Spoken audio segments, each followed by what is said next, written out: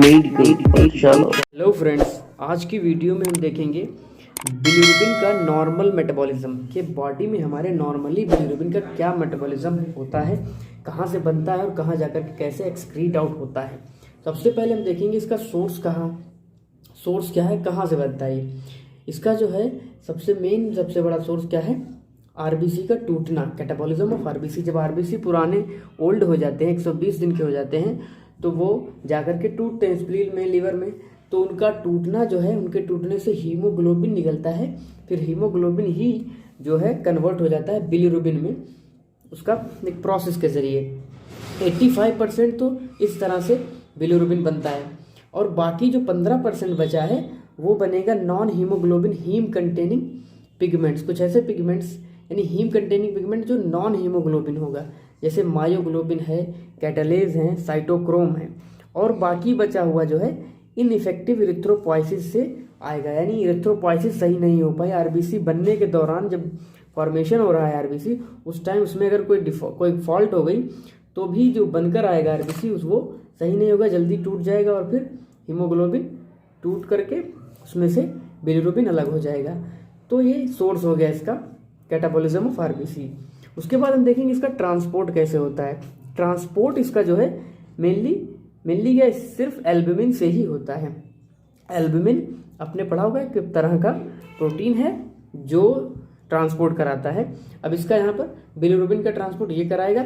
और जो है एक चीज़ ये देख रहे हैं यहाँ पर इंटरफेरेंस का, ये मतलब है कि कुछ ऐसी ड्रग्स होती हैं जो इसके ट्रांसपोर्ट में इंटरफियर करती हैं, जैसे कि सल्फोनामाइड्स हैं, सैलिसाइलेट्स हैं। ये ड्रग्स क्या करती हैं, एल्बुमिन को इसके साथ जुड़ने नहीं देती हैं, कंपटीशन करेंगी, बिलिरुबिन को अलग करवा देंगे और अपने आप जाकर के इसके ऊपर बैठ जाएंगी, सवारी के ऊपर।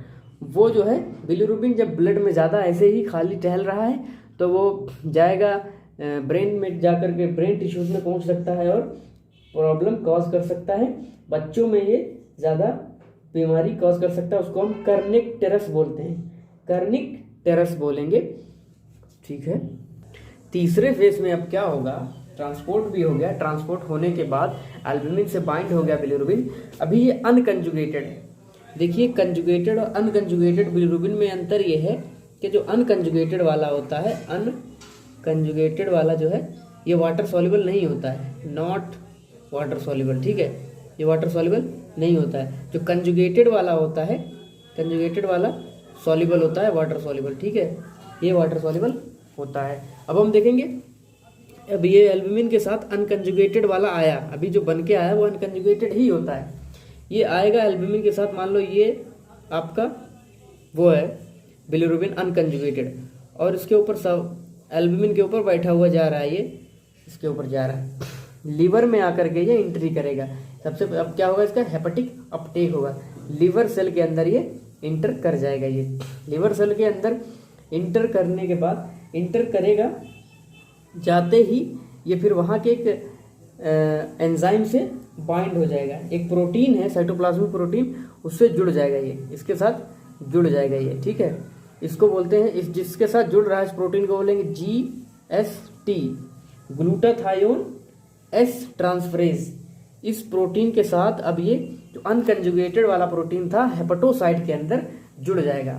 जुड़ने के बाद अब क्या होगा, अब इसका कंजुगेशन यहाँ कराया जाएगा, कहाँ, लीवर सेल के अंदर हेपेटोसाइट में होगा। कंजुगेशन में एक बड़ा सा प्रोसेस है जिसमें क्या करेंगे, इसको जो है वाटर सॉल्युबल बनाएंगे, यानी कंजुगेटेड बनाएंगे अनकंजुगेटेड वाले को। ये जो है, अब जैसे मान लिया ये तुम्हारा ये अनकंजुगेटेड बिलिरुबिन है, ठीक है, अनकंजुगेटेड बिलिरुबिन है, ये GST के साथ मिला हुआ है, ग्लूटाथायोन एस ट्रांसफरेज के साथ मिला हुआ है। अब इसके ऊपर एक एंजाइम एक्ट करेगा, उसको बोलते हैं बिलिरुबिन UDP ट्रांसफरेज, ग्लूकोरोनोसाइल ट्रांसफरेज। तो ये हो गया, ये एंजाइम आकर के इस पे एक्ट करेगा और इसको फिर BMG में कन्वर्ट करेगा, इसको बोलते हैं बिलिरुबिन मोनोग्लूकोरोनाइड, और फिर BDG में कन्वर्ट कर देगा, BDG में कन्वर्ट कर देगा। BDG का मतलब है बिलिरुबिन डाइग्लूकोरोनाइड, यही बनाना है हमें, यही जो है कंजुगेटेड बिलिरुबिन बन जाएगा। ये जो है लिवर सेल के एंडोप्लाज्मिक रेटिकुलम के अंदर ऐसा हो रहा होता है। ये एंजाइम की मदद चाहिए है, जीएसटी के साथ बाइंड अप हो और क्या हो, सेल इसको ले, सबसे अपटेक हो, उसके बाद कंजुगेशन हो। अब कंजुगेशन होने के बाद ये इस लायक हो गया कि हाँ अब ये रिलीज कर दिया जाए। अब क्या होगा, इसका सिक्रीशन होगा बाइल के अंदर। बाइल के अंदर सिक्रीशन आप जानते ही होंगे, कैनाली कुली के अंदर, जैसे कि मान लिया सेल ने बनाया और ये बाहर ये कैनाली कुली जो होता है उसमें डाल देगा ये, फिर यहाँ से ये डक्ट में जाकर के सिक्रीट आउट हो जाएगा, फिर बाद में इसको डिओडिनम में पहुंचा दिया जाएगा बाइल डक्ट के जरिए। ये इतना हो गया इसका हेपेटिक फेस। और एक चीज़ और बता दूं, जो अनकंजुगेटेड वाला, अगर मान लिया कंजुगेशन नहीं हुआ तो अनकंजुगेटेड वाला वाटर सॉल्युबल नहीं है। जब वाटर सॉल्युबल नहीं है तो यूरिन में एक्सक्रीट आउट नहीं हो सकता, तो ये ब्लड में ही रह जाएगा, इसीलिए इसको कंजुगेटेड करना ज़रूरी होता है। अब हम नेक्स्ट स्टेज देखेंगे। हेपेटिक फेस हो गया, इसका कंजुगेशन हो गया, सिक्रीशन भी हो गया। अब इंटेस्टाइनल फेस देखेंगे। लास्ट फेज जो है, अब ये बाइल में आने के बाद कहाँ पहुँचेगा, इंटेस्टाइन में आएगा। बाइल कहाँ आता है, स्मॉल इंटेस्टाइन में। तो ये जो है स्टूल में सीधा सीधा एक तो फॉर्म इसकी जो है स्टूल में चला जाएगा, स्टर्कोबिलिनोजन के फॉर्म में, स्टर्कोबिलिनोजन ये फॉर्म में, यही जो है नॉर्मल येलो कलर देता है उसको, स्टूल को। दूसरी चीज़ क्या होगी यहाँ पर, स्टर्कोबिलिनोजन जो है ये इसका मेटाबॉलिज्म होगा वहीं पर, किसके जरिए, इंटेस्टाइनल बैक्टीरिया के जरिए। इंटेस्टाइन में ये हो रहा है, ये किस में कन्वर्ट हो जाएगा, यूरोबिलिनोजन में।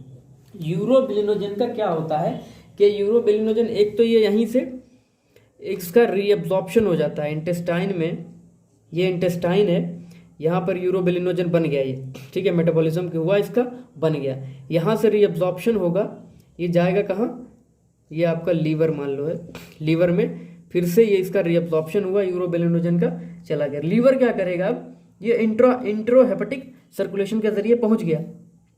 लीवर क्या करेगा, एक काम ये करेगा कि दोबारा से थोड़ा सा हिस्सा इसका जो है फिर से इसको इसी इंटेस्टाइन में भेज देगा, यूरोबिलिनोजन को यहाँ डाल देगा बाइल के थ्रू, ठीक है। जब बाइल बनेगा अगली बार तो बाइल में ये चीज़ भी आएगी, यूरोबिलिनोजन को भी शामिल करेगा।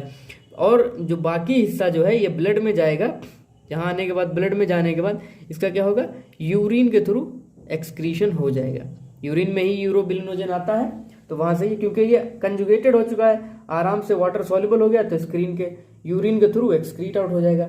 आई होप कि आपको समझ में आया होगा। Thank you.